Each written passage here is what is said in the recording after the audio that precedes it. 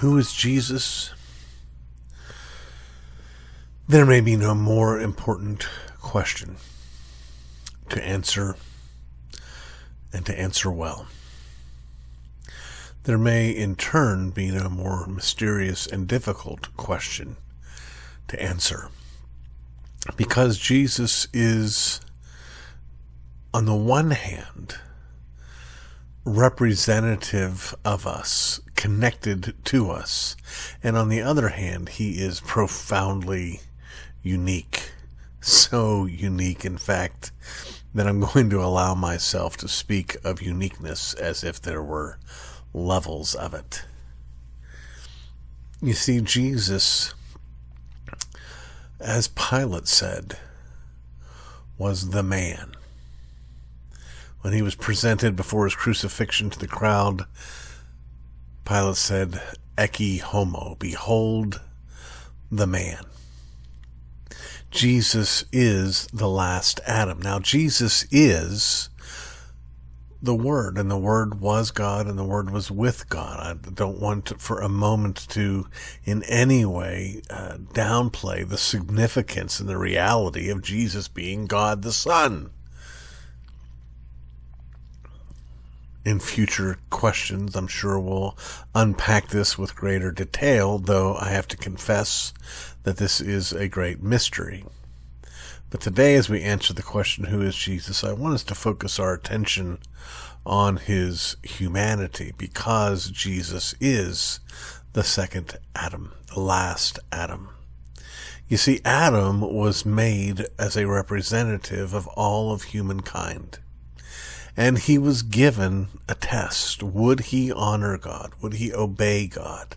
And even though he was already made perfect, even though he was already in paradise, even though he was in no danger of sickness or death, there still awaited a lifting up, an exaltation, a graduation, if you will, if Adam and Eve had passed their test. But they didn't. They didn't at all. They failed miserably. They disobeyed God and brought through that disobedience a curse on all who would come after them, which curse includes each of us being born with a sinful nature.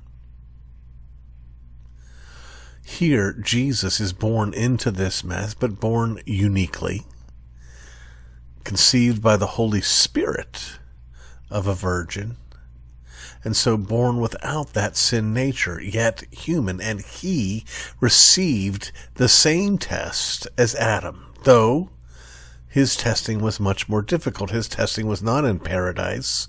It was in a fallen and broken world. His testing was not with his partner. He was by himself. This testing was in the context of him not eating for 40 days and for 40 nights. But he passed that test, and he obeyed God's law. He did all that God commanded. Not one single sin could be laid at his feet. He alone among all humanity was not due God's judgment. And yet he took it. He took God's judgment for we to whom it was due. In our place, the innocent was punished for the guilty. But because he was in himself innocent, death could not hold him. And 3 days later, he walked out of his tomb alive. He, from that point over the course of the next 40 days, visited with, interacted with literally hundreds of people. And at the end of that 40-day sojourn, he was lifted up into the heavenlies, where he now sits at the right hand of God the Father. And from thence he will come again to judge the living and the dead. Who is Jesus? He is what we would have been had we obeyed. He is the source of our blessing, because he obeyed. He is the substitute who received our cursing because he loves us.